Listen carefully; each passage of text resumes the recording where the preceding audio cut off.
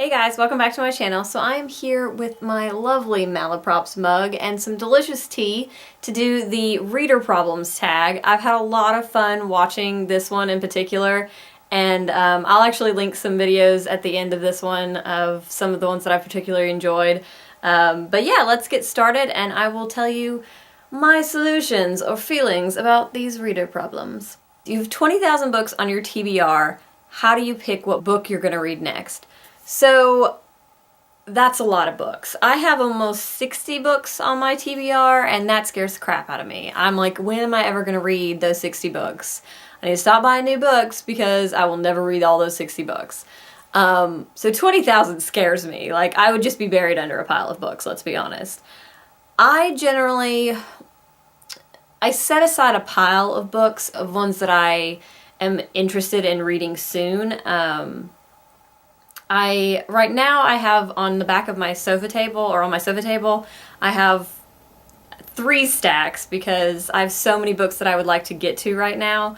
So I have those on the back of my sofa table, and so they're out there where I see them every day, and I just sort of, when seeing them all the time, I'm sort of like, I kind of want to read that one next, or I want to read that one next. And then I move it to the top of whatever pile it's on. So that's how I do it. I try to keep them in sight because I have that out of sight, out of mind problem. So when I want to get to something, I have to put it out there where I can see it. All right, the next one is you're halfway through a book and you're not feeling it. Do you push on or do you quit? So I'm terrible about pushing myself to keep reading something even if I'm not enjoying it, and sometimes that's to my detriment. It took me 3 years to read the book Lee Smith's Last Girls, or the book Last Girls by Lee Smith. It took me 3 years to finish that book. I kept picking it up and putting it down, and I never enjoyed it. Not from the beginning, not in the middle, and not at the end. Like, I never at all enjoyed that book, but I kept being like, I have to finish it, I have to finish it. So I do have that problem. I have had books where I pushed through and I really enjoyed them. Like, it took me, I want to say like 2 years to read Watership Down, and it was one of those books that I picked up, I think because they talked about it a lot in the show Lost, and like sort of paralleled the show to that book. So I picked that one up and I started reading it and I really enjoyed it at the beginning, and I got halfway through and was like, oh, I'm not feeling this book. It's sort of getting boring. So I put it down for a while, then later on I picked it back up, and then once I got to a certain point, I was just enjoying the book so much that I flew through the end of it.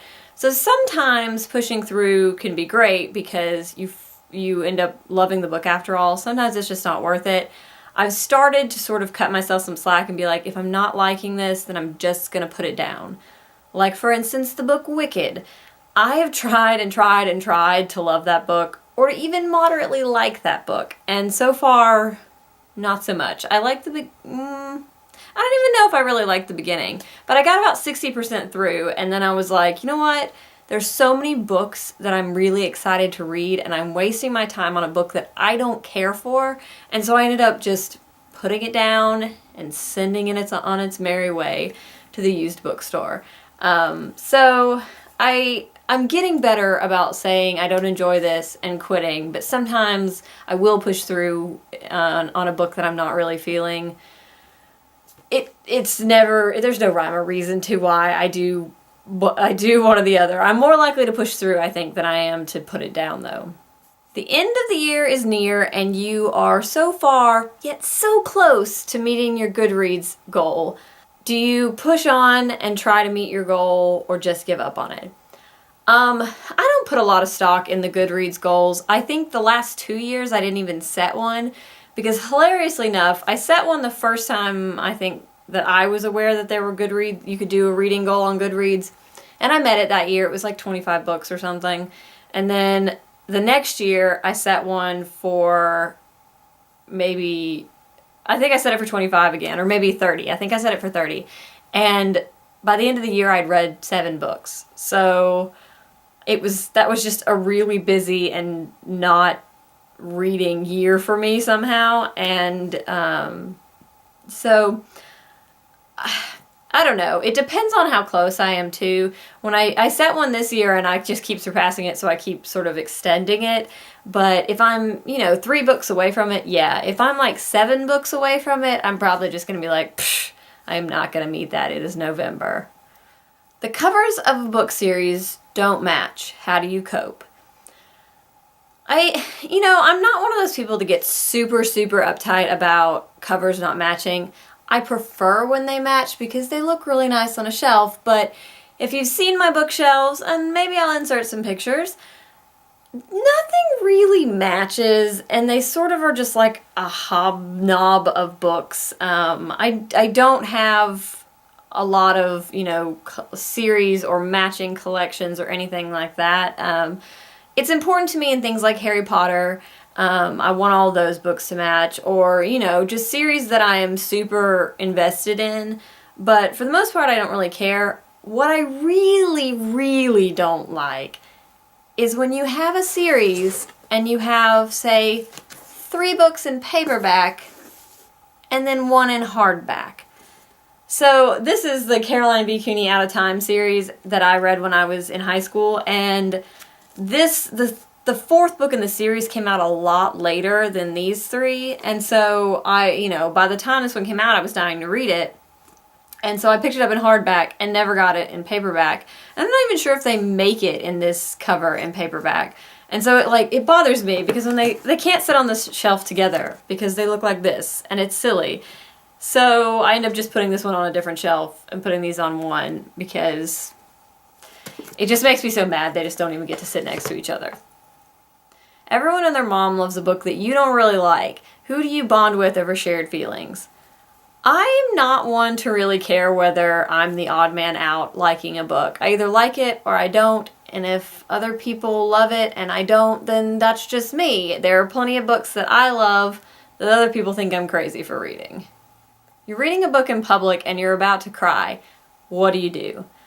Okay, I lived in DC for a little while, and I can genuinely say that I was that girl sobbing over a book on the metro.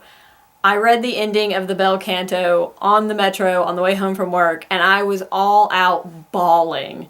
And it was like, I should have stopped reading, but I was at that point where I was already sort of crying, and I was just going to think about it and want to know how it ended, and so I just kept reading, and I just kept crying. And people were staring, and I was so invested in the book that I was like, I don't care. You stare away.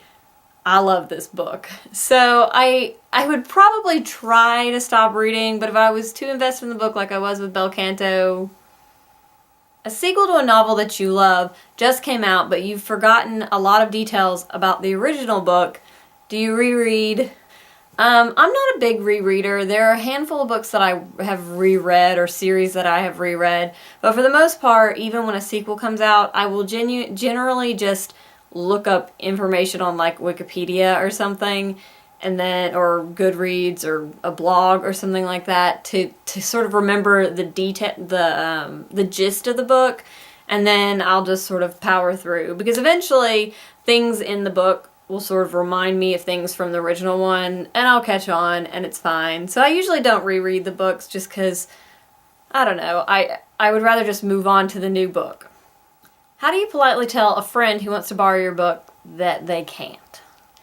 I don't know. I've lent books to people, and I'm not a super big stickler for the condition of my books. Obviously, I don't want them to be, destroyed, but I'm kind of hard on my books, so I'm not going to be mad at somebody if they return it to me and it's a little disheveled. My biggest thing about lending books to people is when they don't give them back. Like, if you return it, I'm fine. The condition is not that big of a deal as long as, your baby didn't spit on it or your dog didn't chew on it or anything like that, or you didn't dunk it in the bathtub. I'm okay. I've had a couple of situations where I've lent out a book and it never made its way back to me. So that's a bigger deal to me, and so that's why I'm usually kind of hesitant. It depends on the person. There are some people I would definitely trust to lend my books to, and there are others that I'm like, I don't know. You will probably keep it. reading ADD. You have picked up 5 books and read a little on them and then put them down. How do you break a reading slump? You know, I was in a reading slump at the beginning of this year, and I had too much happening. I just didn't really feel like reading. And so I ended up, I think the way that I got back into sort of reading more steadily was the Lauren Willig Pink Carnation series.